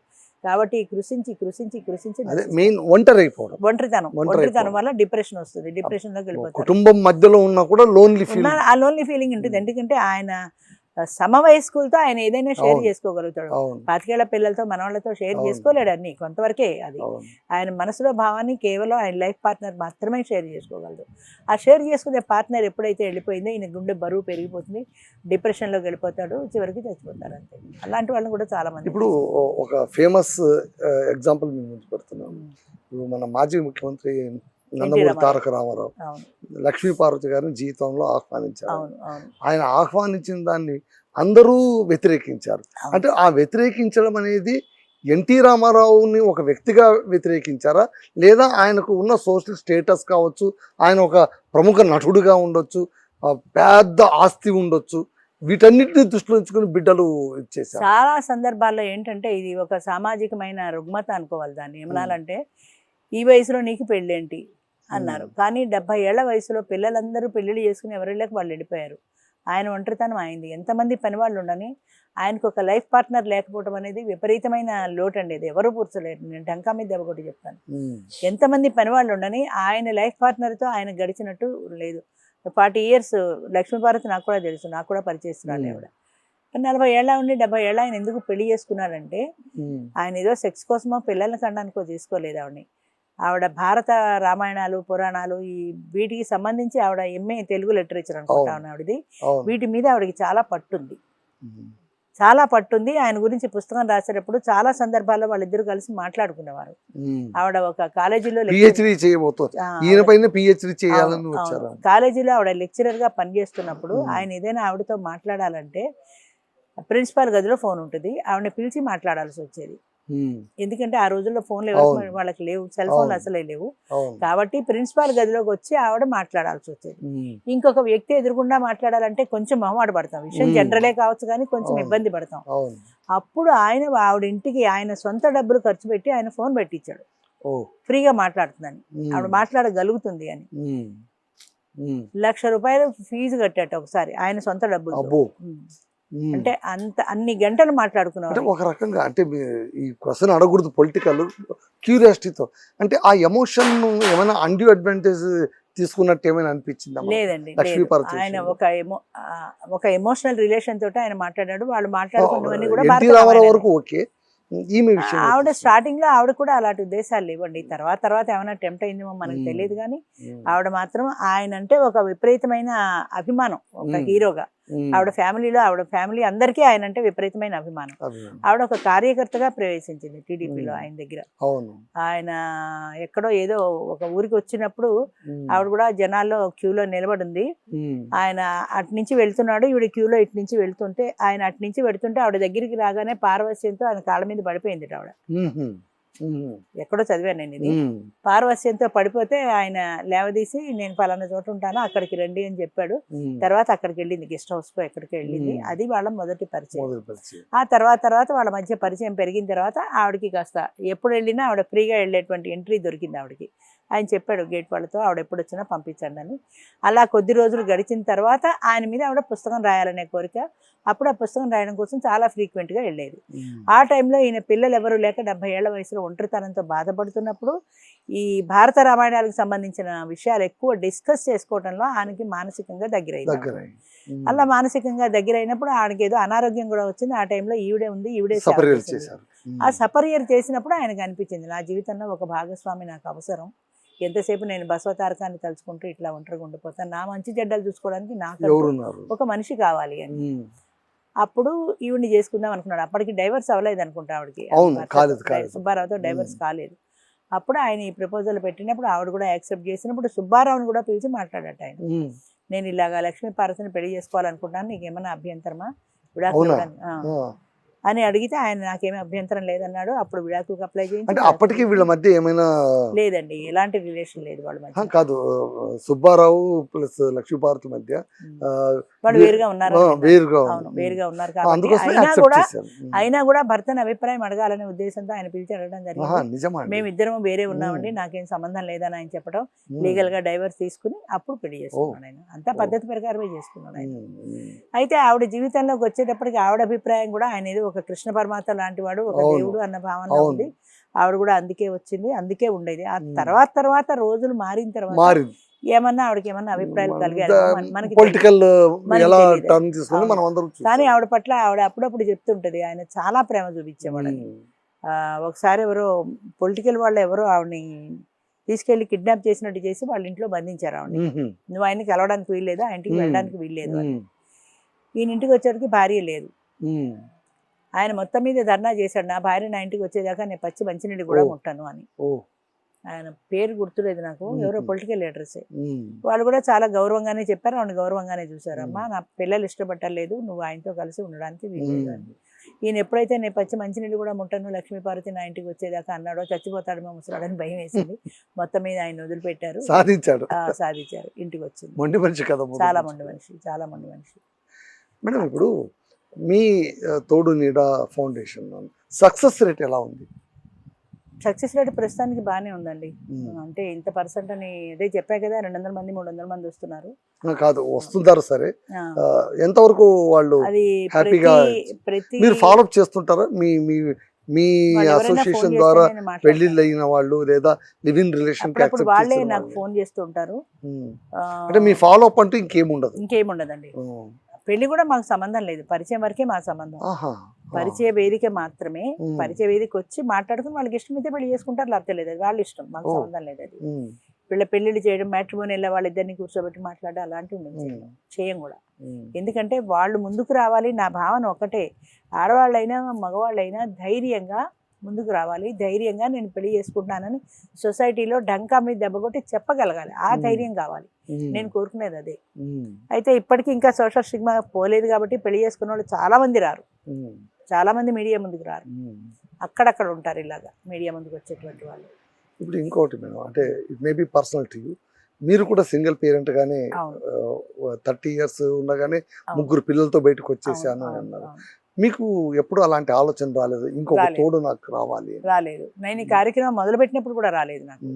ఈ కార్యక్రమం చేస్తున్నప్పుడు కూడా మీడియా వాళ్ళు చాలా మంది అడిగేవాళ్ళు, మీరు ఇంత క్లబ్ నడుపుతున్నారు కదా, మీరు ఇంత తోడు మీరే నడుపుతున్నారు, మళ్ళీ మీరు ఒక తోడుని ఎక్స్పెక్ట్ చేయలేదు. నాకు కావాలని లేదు. ఒక రకంగా చెప్పాలంటే నేను పురుష ద్వేషినండి.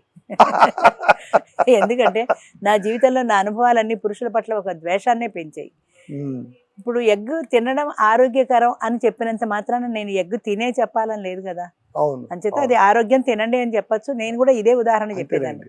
ఇలా కలిసి ఉండండి అని చెప్పినంత మాత్రం నాకు తోడు కావాలని లేదు కదా, నాకు తోడు అవసరం లేదు, నేను ఇలాగే ఉంటాను, ఇలాగే. అదే శ్రీశ్రీ గారు కూడా ఒకనొక సందర్భంలో అన్నారు, అదే అదే అంటే మీరు ఇన్ని విప్లవవాదాలు ఇవన్నీ చెప్తుంటారు, మళ్ళీ మీ వ్యక్తిగత జీవితం ఎంతవరకు నిబద్ధం అంటే, నేను ఒక బోర్డు లాంటి వాడిని పలానా ఊరికి వెళ్ళమని చెప్పేవాడిని, బోర్డు ఆ ఊరికి వెళ్ళదు కదా, ఆ బోర్డు చెప్తుంది అంతే. సో మీరు కూడా ఒక బోర్డు లాగా, ఒక మార్గదర్శి లాగా ఉన్నారు, సూచిస్తున్నారు. అంతే, దిశానిర్దేశం చేయటమే గానీ కాబట్టి మనం వెళ్ళాలని నాకు అవసరం అని అనిపిస్తే నేను తప్పకుండా చేసుకుంటా, దీనికి అవసరం లేదు కదా. అట్లీస్ట్ అంతవరకైనా ఒక స్టేట్మెంట్ ఇవ్వగలరు ఖచ్చితంగా. ఎందుకంటే మీరే చెప్తున్నారు కదా, ఏ వయసులోనైనా వయసు దాటిన తర్వాత కూడా తోడు కోసం పరితపించే నిజంగా అవసరం అండి అది. తోడు అనేది ఒక అవసరం కూడా, అది అదొక మానసికమైన అవసరం. అది పిల్లల్ని కనడానికి కాదు, అది చాలా మందికి అర్థం కాదు. కానీ ఒక కవి చాలా చక్కగా రాశారు, రెక్కలొచ్చిన గువ్వలు ఎగిరిపోయాయి, రెక్కలిచ్చిన గువ్వలు మిగిలిపోయాయి. అంతే, కరెక్ట్ కదా. అది ఇచ్చినప్పుడు వాళ్ళకి ఏదో పక్షి చూడండి దాని నోట్లో ఆహారం పెడుతుంది, ఎంతవరకు దానికి రెక్కలు వచ్చేంత వరకు, రెక్కలు వచ్చాక అది వెళ్ళిపోతుంది, దీని బాధ్యత అంతటితో అయిపోతుంది. అలాగే ఇప్పుడు రెక్కలు వచ్చిన పిల్లలు వెళ్ళిపోయారు, కానీ వీళ్ళు మిగిలిపోయారు. ఇద్దరిలో ఒకళ్ళు వెళ్ళిపోతే రెండో వాళ్ళు ఒంటరి అయిపోతున్నారు. ఇప్పుడు ఇంకా చాలా రకాల మార్గాలు వచ్చాయండి. ఓల్డేజ్ హోమ్సే కాకుండా ఇప్పుడు రిటైర్మెంట్ హోమ్స్ అని అవి చాలా రకాలు వచ్చాయి. అలా సింగిల్ గా ఉన్న వాళ్ళు కూడా రిటైర్మెంట్ హోమ్స్ లో ఉంటున్నారు. ఫుడ్, షెల్టర్ అన్ని ఉంటాయి. ఏదో కమ్యూనిటీలో ఏవో కాలక్షేపాలు పెడుతుంటారు. ఇలాంటివి ఇప్పుడు మార్పులు వచ్చాయి. కానీ ఆ మార్పులు కాకుండా నాకు పార్ట్నరే కావాలని కోరుకునే వాళ్ళు ముందుకు వస్తారు. అది ఒకటైతే నిజమండి, డబ్బు ఇస్తేనే అన్ని వచ్చేస్తాయి అన్న విషయం అన్ని సందర్భాల్లోనూ వర్కౌట్ కాకపోవచ్చు. డబ్బుతో చాలా మానసికమైన ఇబ్బందికి డబ్బు ఎప్పటికీ పరిష్కారం కాజాలదు. డబ్బుతో చాలా కొనగలమండి, కానీ డబ్బుతో కొనలేనివి కూడా ఉన్నాయి. ప్రేమ, కోట్లు ఒక బంధాన్ని మనం కొనలేము, ప్రేమను కొనలేము మనం. ఒక వ్యక్తి నన్ను ప్రేమించాలంటే నీకు ₹1 ఇస్తే నన్ను ప్రేమించంటే ప్రేమించకపోవచ్చు. అంచేత ఆ ప్రేమ అనేది వాళ్ళ మనసులో పుట్టాలి. ఆ వాత్సల్యం కానీ, ఆ బాండింగ్ కానీ అది వాళ్ళిద్దరి మధ్యన రావాలి, అంతే. అది కావాలనుకున్న వాళ్ళు పెళ్లి చేసుకుంటారు, లేదా లివింగ్ రిలేషన్లో ఉంటారు. స్టార్ట్ చేసిన కొత్తలోనే రాజశ్రీ కోటేశ్వరరావు అని విజయవాడ ఉంటారు, వాళ్ళు పెళ్లి చేసుకున్నారు. పెళ్ళో లీగల్ మ్యారేజ్ ఏమో కూడా నాకు తెలియదు. సరే, వాళ్ళిద్దరూ కలిసి ఉంటున్నారు. దాదాపు 12-13 సంవత్సరాలు అయింది కూడా వాళ్ళు చేసుకుని. 10 years సెలబ్రేషన్ చేసుకున్నారు వాళ్ళు. అప్పటికే ఆయనకి 72 ఏళ్ళు, పెళ్లి చేసుకునే నాటికి ఆయనకి 72, ఆవిడకి 62. ఇప్పుడు ఆయనకి 82, 85 ఏళ్ళు వచ్చి 10 years సెలబ్రేషన్ ఎంత గ్రాండ్ గా చేసుకున్నారంటే, ఎందుకంటే మామూలుగా 25 years 50 years కి చేసుకుంటారు. కానీ వాళ్ళు 10 years కి ఎందుకు చేసుకున్నారంటే అప్పటికే 82. ఇంకో 10 ఏళ్ళు బతుకుతాడో లేదో తెలియదు కదా, తెలియదు. కాబట్టి వాళ్ళు చుట్టాలందరినీ పిలిచి పెళ్లి చేసుకున్నంత గ్రాండ్ గా చేశారు. ఆవిడ నాకు ఫోటో కూడా పంపించింది, ఇంత గ్రాండ్ గా చేసుకున్నాను. అలాంటి చూస్తున్నప్పుడు మీరు చాలా చాలా హ్యాపీ అవుతుందండి. నేను చేసిన పని ఒక సత్ఫలితాన్ని ఇచ్చింది అనిపిస్తుంది వాళ్ళని చూస్తుంటే. మేడం, ఇప్పుడు మీరు ఒక దారి అయితే నడుస్తూ ఉన్నారు. ఈ కార్యక్రమాన్ని మీ తదనంతరం మీ ఇంటి అంటే మీ పిల్లలు కొనసాగించే అవకాశం ఏమైనా ఉందా? ఈ కార్యక్రమం వారసులు ఎవరని మీరు అనుకుంటున్నారు? ఇంతవరకు లేరండి. నా వేదన కూడా అదే, చాలా మంది ఇదే అడుగుతూ ఉంటారు. నువ్వు అంటే మీ పిల్లలు ఇష్టపడుతున్నారా ఈ మీరు పని చేయడం? ఇప్పుడు నేను రిటైర్ అయ్యి ఖాళీగా చేస్తున్నాను ఈ పని, వాళ్ళకి ఉద్యోగాలు ఉన్నాయి, కుటుంబ బాధ్యతలు ఉన్నాయి. ఈ కార్యక్రమాన్ని వాళ్ళు ఎలా చేస్తారు? ఇది మానేసి దాని మీదనే ఆధారపడి అట్లీస్ట్ మీరు ఈ పని చేస్తున్నందుకు వాళ్ళు హ్యాపీగా ఉన్నారు? వాళ్ళు హ్యాపీ అండి. దానికి వాళ్ళ కోపం లేదా వాళ్ళను ఏంటి మీ మదర్ ఇలా చేస్తున్నారు ఏంటి, ఆమె పట్ల ఉండొచ్చు కదా అని? లేదు, వాళ్ళ కోఆపరేషన్ తోటే నేను చేస్తున్నాను. ఒకవేళ ఎవరైనా ఇలా మాట్లాడే వాళ్ళు చాలా మంది ఉంటారు, సొసైటీలో చాలా మంది ఉంటారు. వాళ్ళు పాపం అది భరిస్తారు, సహిస్తారు నా కోసం అని. అంతేగాని గొప్ప విషయం అది, చాలా గొప్ప విషయం. అంతేగాని అమ్మ నీకు ఎందుకు వచ్చింది ఏదో పని, నోరు మూసి కూర్చో అని వాళ్ళు ఎప్పుడూ ఇంతవరకు అనలేదు, అనరు కూడా. ఆ నమ్మకం నాకు. మళ్ళీ ఇంత మహత్తరమైన యాక్చువల్ నిజం చెప్పాలంటే నా దృష్టిలో మటుకు మీరు చేస్తున్నది చాలా గొప్ప పని అండి. ఎందుకంటే సరే, మ్యారేజ్ బ్యూరోస్ చాలా ఉన్నాయి, పిల్లలకు పెళ్లి చేయాలి, పెళ్లి చేయడం అనేది ఒక కళ్యాణ కార్యక్రమం, అదొక పెద్ద బిజినెస్, ఇవన్నీ నడుస్తున్నాయి ప్యారలల్గా సొసైటీలో. బట్ ఒంటరిగా ఉన్న మలిసంధ్యలో పండుటాకులను కలపడం అనేటువంటిది చాలా గొప్ప సంకల్పం, గొప్ప విషయం. మళ్ళీ మీ పిల్లలు దీన్ని గొప్ప విషయం అని భావించినప్పుడు మీకు తోడుగానైనా నిలవాలి, లేదా మీ తదనంతరమైన కొనసాగించేందుకు ఎందుకు వాళ్ళకి బాధ్యతలు ఉన్నాయండి, ఉంటాయి, ఇప్పుడు ఉంటాయి. తదనంతర కాలంలో వాళ్ళకు బాధ్యతలు తగ్గిపోతాయి కదా. ఇప్పుడు నాకు 70 ఏళ్ళు పైన ఉన్నాయి. ఇప్పుడు సపోజ్ నేను 7-10 పోయాను అనుకోండి, వాళ్ళకి ఇంకా 10-15 ఏళ్ళ ఉద్యోగాలు ఉన్నాయి. ఆ ఉద్యోగాలు లక్షలు సంపాదించుకుంటున్నారు ఉద్యోగాలు. అది వదిలేసి ఇందులోకి ఏం చేస్తారు? ఇది NGO, దీంట్లో ఆదాయం ఏమి ఉండదు. సో దీంట్లో వాళ్ళు ఎలా వాళ్ళ కుటుంబాన్ని పోషించుకుంటారు? వాళ్ళ పిల్లల్ని చదివించాలంటే లక్షల ఫీజులు కట్టాలి ఈ రోజుల్లో. ప్రైవేట్ కాలేజీలో అవును, చదివించాలంటే అవును. ఇన్ని లక్షలు వాళ్ళకి ఎక్కడి నుంచి వస్తాయి? అది మానేసి ఇది చేయలేరు వాళ్ళు. అది అసాధ్యం కూడా, అది నాకు తెలుసు. పోనీ ఇక సరే, మీ ఫ్యామిలీ వరకు రెస్పాన్సిబిలిటీ లేరండి పక్కన పెడితే, ఇంతవరకు. మీతో పాటు ఇంతవరకు ఈ ఫౌండేషన్ ముందుకు మీరు ఒక్కరే అంటే ఇప్పటికైతే చాలా. మీతో ఒక 10 మంది అయినా ఉంటారు కదా మేడం ఈ ఉన్నారు ఫౌండేషన్. ఉన్నారు ఉన్నారు. వాళ్ళు ముందుకు తీసుకెళ్ళడానికి రెడీగా ఉన్నారా? ఎవరు రెడీగా లేరండి. నేను అందరినీ అడిగాను, మేము ఇంత పెద్ద బాధ్యత నిర్వర్తించలేమమ్మా, మీతో పాటు మీకు సహాయం చేయడానికి మేము పక్కన నిలబడతాం కానీ పూర్తి బాధ్యతను మేము తీసుకోము అని అందరూ చెప్పేశారు. ఎవరి వల్ల కాదు కూడా అది. ఎందుకంటే దానికి విల్ పవర్ కావాలండి, చాలా ధైర్యం కావాలి. ఇందాక మీకు చెప్పాను దుర్గా ప్రసాద్ గురించి. ఇలా అవసరమైతే పోలీస్ స్టేషన్కి వెళ్ళి కోర్టుకి వెళ్ళి చుట్టూ ఎంతమంది తిరగలుగుతారు? ఎంతమంది ఈ వయసులో, నా వయసు వస్తే అసలు వెళ్ళరు కూడా. ఇప్పుడు ఇలా చూస్తుండగానే దుర్గా భవన్ అయినా మా బాత్రూంలో కూర్చొని అక్కడికి వచ్చిన వాళ్ళ నెంబర్లు వేసుకుని మొదలెట్టింది. మీరు చేసుకోండి, నేను వద్దంటే అలా చేసుకుంటే నాకు కూడా భారం తగ్గుతుంది. కానీ ఇలాంటి పాడు పనులు ఎందుకు చేస్తారు? ఇప్పుడు ఈలాగా కూర్చొని ఫోటోలు తీసి అప్లికేషన్ తీసిపోయి ఎందుకు చేయడం ఇలాంటివి? మీరు నాకెవరు సహాయం చేశారు చెప్పండి? నేను పేపర్ ప్రకటన ఇచ్చుకున్నాను, వీడియో ఛానల్స్ ఆ రోజుల్లో ఎన్ని లేవు. ఏదో చేసుకున్నాను, నా తంటాలు నేను పడుతున్నాను. దాని ద్వారా మీ ఛానల్స్ ద్వారానే మాకు నేను ఎవరికి ఫోన్ చేయను, నాకు ఎవరో తెలియదు కూడా. ఇప్పుడు మీరు ప్రసారం చేసినప్పుడు నా నెంబర్ వేస్తారు, ఇందే స్క్రోలింగ్ లో వస్తుంది, నా నెంబర్ వస్తుంది. నా నెంబర్ చూసి వాళ్ళు ఫోన్ చేస్తారు, ఫలానా టీవీ ఛానల్లో మీ ప్రోగ్రామ్ చూసామండి, బాగుంది, మేము ఒంటరి వాళ్ళం రావాలనుకుంటున్నాము అని. దాని ద్వారా చెప్పడం తప్ప నాకు పేపర్లో నేను ఇలాగ పెళ్లిళ్ళు చేస్తున్నానని ప్రకటన ఇవ్వలేదు. ఇంతవరకు ఎవరికి ఆ విషయం గురించి నేను ప్రస్తావించి పబ్లిసిటీ ఇవ్వలేదు. కేవలం మీ ఛానల్స్ ద్వారానే, మీ పేపర్లలో ఆర్టికల్ వస్తాయి, దాని ద్వారానే నాకు ఫోన్లు వస్తాయి. ఆ ఫోన్లు వచ్చిన వాళ్ళకే నేను పరిచయ వేదిక పెడుతున్నాను. అంచేత ఇది తర్వాత ఎవరు చేస్తారన్నది నన్ను కూడా ఈ మధ్యకాలంలో వేధిస్తున్న ప్రశ్న అండి. నేను ఉన్నానని ఎవరూ ధైర్యంగా ముందుకు రాలేదు. మా మెంబర్స్ అయితే అసలు మా అదే కమిటీ ఉంటుంది కదా, వాళ్ళు ఎవ్వరూ చెప్పేశారు మా వల్ల కాదు, నువ్వు ఉన్న నాడే నీకు సాయం చేస్తాం అంతే. అందుకని ఇప్పుడు ఇక దీన్ని ఏం చేయాలన్నదే పెద్ద సమస్య. నా తర్వాత ఏమీ చేయలేకపోతే ఆటోమేటిక్గా మూసుకుపోతుంది, ఈ మిగతా వాళ్ళు విజృంభిస్తారు సహజంగా, తప్పదు కదా. అంతే అంతే. మేడం చాలా మంచి విషయాలు చెప్పారు. ఆయన నిర్వచనం చివరిగా చెప్పండి, ఈ తోడు నీడ గురించి రాజేశ్వర గారు సమాజానికి ఏం చెప్తారు ఒక్క మాటలో చెప్పాలంటే? నేను నాటిన ఈ విత్తనం పెరిగి పెద్దదై అదొక మహావృక్షం అవుతుంది, మంచి మధుర ఫలాలను ఇస్తుంది. ఆ ఫలాలు తింటూ ఈ పెళ్ళైనటువంటి దంపతులు ఆ చెట్టు నీడైనా సేద తీరుతారనేది నా నమ్మకం, నా ఆశ కూడా. విత్తనం నాటాను, 15 ఏళ్ళు అయింది, అది పెరిగి వృక్షం పెద్దది అవుతోంది.